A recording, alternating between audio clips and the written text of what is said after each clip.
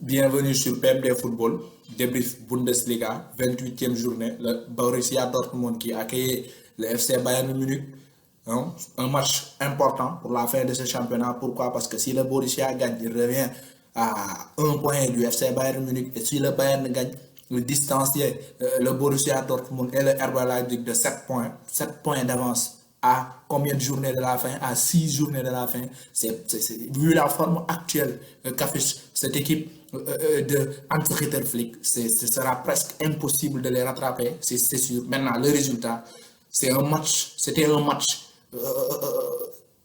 important, comme je l'ai dit tantôt, mais aussi c'était un match spectaculaire du point de vue contenu. Il y avait des espaces, il y avait l'opportunité, il y avait beaucoup d'opportunités pour les deux équipes, pour le Borussia Dortmund en début de match et aussi pour le Bayern Munich au cours du match. On a vu une équipe du Bayern mature et c'est là que je tire mon chapeau au coach Hans-Dieter Flick. Le Bayern n'est pas venu au Signal Iduna Park se disant coûte que coûte, on doit gagner ce match pour avoir 7 points d'avance. Ils sont venus, ils ont attendu voir qu'est-ce que va proposer cette équipe du Bayern, du Borussia Dortmund. Les joueurs de Lucien Favre sont venus au début du match, ils se donnent à fond, ils ont eu des occasions, par malchance ils n'ont pas marqué et c'est là que tu vois la maturité de cette équipe du FC Bayern. Pourquoi? Parce que une fois que le Borussia Dortmund a levé un peu le pied, tu as vu les joueurs du Bayern Munich accélérer la cadence, augmenter le rythme de jeu et vers les 35e minutes, on a senti une équipe du Borussia Dortmund qui a levé le pied, une équipe du Borussia Dortmund qui physiquement ne répondait plus à l'impact que donnait cette équipe du Bayern Munich. Et ça a payé comment ça a payé sur ce but de Kimmich, Joshua Kimmich. Maintenant, le but, on a tous vu la combativité des milieux des joueurs du FC Bayern Munich. Ils ont tout donné, ils ont augmenté cette intensité physique pour pouvoir récupérer le ballon à maintes reprises. Et c'est là que Kimmich est venu d'un coup de chapeau. Vraiment, c'était un but magnifique, un but digne d'un Léo Messi. Hein? C'est un but digne d'un Lionel Messi. Une petite louche qui trompe le gardien Roman Burki. Chapeau à Kimmich. Et je vais revenir au cours de ce débrief sur la performance de Kimmich qui a été exceptionnelle, qui a été énorme. Donc chapeau à l'équipe du Bayern Munich. Ils ont prouvé que c'est une grande équipe, c'est une équipe qui est mature, c'est une équipe qui ne vient pas se dévoiler la face, c'est une équipe qui vient en fonction de ce que propose l'adversaire, répondre et répondre de la plus belle des manières en gagnant par 1-0 et gardent ainsi leur distance. 7 points d'avance sur le Borussia Dortmund à 6 journées de la fin, c'est presque fait, hein, parce que je ne vois pas une équipe de ce championnat allemand venir titiller cette équipe du Bayern. Pourquoi? Parce que vu le niveau qu'il affiche en ce moment, vu le niveau dont joue un Kimmich, vu le niveau dont un Manuel Neuer garde ses cages, vu le niveau dont Lewandowski apporte, dont un Thomas Müller apporte au cours des matchs du Bayern Munich, je ne vois pas une équipe du championnat allemand venir inquiéter cette équipe du Bayern. Ça va être difficile, ça va être vraiment, vraiment difficile. Cette équipe, elle est prête pour remporter ce championnat et pourquoi pas revenir, comme on a arrêté la Champions League, revenir au mois d'août pour remporter cette Champions League parce qu'ils seront rodés, ils sont fait pour aller au bout et je pense qu'ils iront au bout. Chapeau à Hans-Dieter Flick. Très bon match de leur part. Maintenant, je vais parler des choix de Lucien Favre. Pourquoi? Parce que j'ai été un peu étonné et j'ai mes raisons de voir un Axel Witsel sur le banc qui rentre à 15 minutes de la fin, peut-être qu'il revient de blessure, mais dans ce genre de match, Witsel, il a l'expérience des grands matchs. Witsel, il est un joueur top classe mondiale, donc je me dis que dans ces genres de matchs, il faut tout de suite mettre un joueur comme Axel Witsel pour peser au milieu de terrain, parce que, il faut le dire, certes, Mahmoud Daoud a été excellent, il a été énorme. Mais cette équipe de Bayern Munich a été supérieure au milieu de terrain. Et ça a payé, ça a pesé sur le résultat. Donc je me dis que Lucien Favre devrait mettre Axel Witsel au départ. Maintenant, Jadon Sancho, le choix Jadon Sancho. Avant la rentrée de Sancho, je me disais pourquoi pas ne pas mettre titulaire Jadon Sancho. Lors du premier match, lors de la 26e journée, il n'a pas joué. Lors de la 27e journée, il est rentré, il a donné une passe décisive. J'attendais à ce que dans cette lancée, Jadon Sancho soit titulaire face au Bayern Munich parce que quoi qu'on puisse dire, le mec, il a un talent fou. Le mec, il peut faire peur et il fait douter une défense. Maintenant, quand je vois Jadon Sancho sur le terrain à 30 minutes de la fin, je me dis peut-être qu'il peut faire quelque chose, qu'il peut aider cette équipe à revenir par égaliser.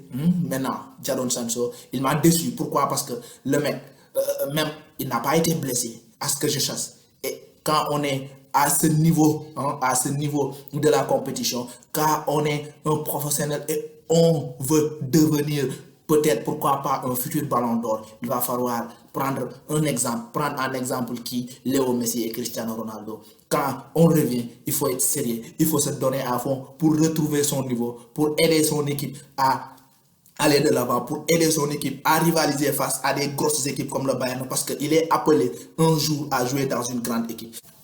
Tu joues à 3 derrière face au Bayern Munich. Ton meilleur duo, c'est qui? C'est Guerrero et Achraf Hakimi. Tu vois qu'en première période, il n'apportait pas comme il le faisait lors des derniers matchs. Mais rejoue à 2 derrière et fais-le jouer comme des latéraux et augmente un milieu de terrain, à faire entrer un Axel Witsel dès la mi-temps pour essayer de rivaliser au milieu face à cette équipe du Bayern Munich et essayer de lui poser un problème. Il ne l'a pas fait, il est resté sur son 3 derrière avec Achraf et Guerrero comme piston. Ça n'a pas payé aujourd'hui et à un moment donné, quand vous coachez ce genre d'équipe, il faut être capable en plein match, en cours de match, de changer de dispositif pour s'adapter à ce que l'équipe adverse a mis en place. Il ne l'a pas fait et son équipe a perdu. Dommage pour lui. Je voulais aussi parler d'un duo. C'est au milieu de terrain. C'était qui? C'est Joshua Kimmich, le buteur, exceptionnel aujourd'hui, et qui est aussi Mahmoud Daoud. Pourquoi ces deux joueurs? Parce qu'ils ont été fantastiques aujourd'hui. Le Borussia Dortmund a perdu, mais le gamin, le numéro 8, Mahmoud Daoud, a fait un match énorme. Il a été au four et au moulin. Il a essayé de prendre des initiatives, il a essayé de faire jouer cette équipe, d'aller titiller cette équipe du FC Bayern Munich, mais tous les joueurs du Borussia Dortmund n'étaient pas à son niveau. Vraiment chapeau à lui, il a montré aujourd'hui qu'il peut bel et bien prétendre à une place à cette équipe allemande lors de l'Euro 21. Et quand je parle de duo, c'est en perspective l'Euro 2021, c'est la perspective parce que je vois les deux, c'est des Allemands, ils jouent au milieu et ils peuvent bel et bien jouer ensemble parce que ils ne jouent pas à la même position. Kimmich, il peut jouer comme numéro 6 fixe et Mahmoud Daoud peut jouer comme relayeur. Il est excellent techniquement, il est bien, il n'a pas peur d'aller demander le ballon. Et Kimmich, il a cette rage, Kimmich, il a ce caractère qui lui permet de s'imposer face à n'importe quel milieu de terrain. Ça se voit qu'il est un Allemand. Donc, Joachim Löw, il aura un choix à faire parce que ces deux gosses-là, c'est l'avenir de la Mannschaft. Ces deux gosses-là, ils peuvent dans l'avenir bel et bien porter cette équipe de la Mannschaft au milieu de terrain parce qu'on le voit, les Toni Kroos, les Khedira, ils commencent à prendre de l'âge, il va falloir du nouveau et ce renouveau, ce sera à travers ces deux gosses, ce sera à travers Joshua Kimmich et Mahmoud Daoud, sensationnel, les deux, ils ont été énormes, ils ont livré une bataille au milieu, même s'il y avait aussi Goretzka qui n'a pas fait un mauvais match. Goretzka, il a été bien dans ce qu'on attendait de lui, dans cet impact physique, il a pesé, il a vraiment fait mal à cette équipe du Borussia Dortmund. Il les a un peu empêché de jouer et il a été présent offensivement en réalisant quelques frappes qui auraient pu terminer au fond. Donc chapeau aussi à lui. Donc je me dis que au milieu, la Mannschaft aura vraiment la relève, elle est là. elle sera assurée, j'en suis sûr, parce que les mecs sur le terrain, ce qu'ils ont fait aujourd'hui, les deux gosses, que ce soit Kimmich ou Mahmoud Daoud, montrent vraiment qu'ils peuvent jouer à un très haut niveau face à n'importe quel adversaire. Donc chapeau à eux. Et ce n'est que bénéfice pour Joachim Low. Hein. Ce n'est que bénéfice pour Joachim Low. Chapeau, vraiment un bon match de leur part. Maintenant, je vais parler de qui? Je vais parler de Manuel Neuer. Manuel Neuer, vraiment, il a été énorme. Et quand je vois Neuer nous donner ce genre de performance en plein Dortmund Bayern, je me dis que le mec, il n'est pas encore prêt d'arrêter. Il n'est pas encore prêt d'arrêter parce qu'il a réalisé aujourd'hui un match fantastique. Même s'il n'a pas eu beaucoup d'arrêts à faire, il a été décisif quand il le faut. Je me rappelle de cette frappe de Mahmoud Daoud. Hein. On se disait tous que le ballon allait rentrer parce que ça a changé de trajectoire. Mais là, tu as un Manuel Neuer qui, d'un arrêt réflexe, empêche au ballon de rentrer au fond du filet, empêche au Borussia Dortmund d'égaliser. Il a été décisif, il a permis à cette équipe du FC Bayern Munich de conserver son avantage 2-0, malgré le fait que les gosses du Borussia Dortmund ont poussé, ont donné tout pour revenir, pour égaliser. Mais vraiment, chapeau à lui, chapeau à Manuel Neuer. Je me dis que quand Manuel Neuer est à ce niveau, quand Manuel Neuer peut répéter ces genres de performances, parce qu'il nous a habitués à ce genre de performance, il nous a habitués à le répéter de la plus belle des manières. Donc quand je me dis que quand Manuel Neuer est à ce niveau, il peut vraiment rester titulaire de cette équipe de la Mannschaft lors de l'Euro 2021. On se dit qu'il y a le Catalan Marc-André Ter Stegen qui réalise de très belles performances, mais Manuel Neuer, c'est Manuel Neuer pour tout ce qu'il a réalisé pour cette équipe allemande, pour tout ce qu'il a réalisé pour le football allemand. Il a un statut. Il a un statut que Ter Stegen n'a pas encore. Donc, si avec ce statut, il réalise ce genre de performance face à des grosses, comme Dortmund, dans un match aussi important, il va rester numéro 1 lors de l'Euro 21. Ça, c'est sûr. Donc, chapeau à lui. Il a été fantastique. Il a été énorme. Il a été énorme. Cet arrêt de classe mondiale qu'il a fait sur cette frappe de Mahmoud Daoud, c'était fantastique. Donc, chapeau à lui. Chapeau vraiment à lui. Maintenant, Ter Stegen, j'ai ouvert une parenthèse. Pourquoi? Parce que je me dis que quand vous voyez les grands gardiens du Bayern Munich, ont tous passé par le Bayern. Les grands gardiens de la Mannschaft ont tous passé par le Bayern Munich. Donc, les fans catalans, je me dis qu'à un moment donné, il va falloir se mettre à l'idée qu'un jour, Marc Ter Stegen va aller rejoindre le Bayern, va remplacer Manuel Neuer au Bayern Munich et en équipe allemande, parce que c'est la coutume, c'est la coutume. Les grands gardiens allemands jouent pour le Bayern Munich. On a eu pour de longues saisons Oliver Kahn. Il a été au Bayern, titulaire à la Mannschaft. À sa retraite, on a eu Manuel Neuer qui quitte Schalke pour le Bayern, titulaire en Allemagne.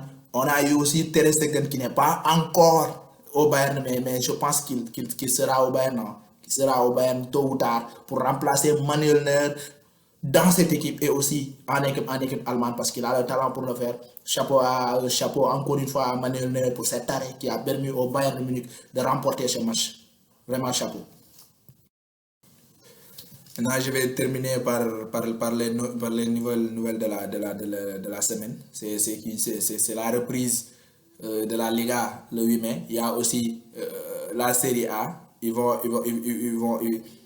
ont présenté un nouveau protocole sanitaire au ministre des Sports et le ministre va le répondre le juin prochain et va donner la date de reprise soit au 15 ou soit aux alentours du 20. Ça va être décisif pour le football italien. La reprise du championnat, on sait tous que ça va être chaud là parce qu'il y a la Lazio et la Juventus qui sont coude à coude et tout juste derrière, il y a l'Inter de Milan. Tout le monde, toutes ces trois équipes peuvent remporter le championnat. Donc je me dis que il va falloir que ce championnat reprenne parce que la seule issue c'est de jouer tous les matchs. pour pouvoir déterminer sur le terrain qui sera le champion, parce que les trois équipes, ils sont très proches. Ils sont vraiment très proches. Concernant la Premier League, hein, comme lors du dernier débrief, ils sont là, ils s'entraînent en petits groupes. Ça va faire une semaine. Et peut-être d'ici mi-juin, la Premier League va reprendre.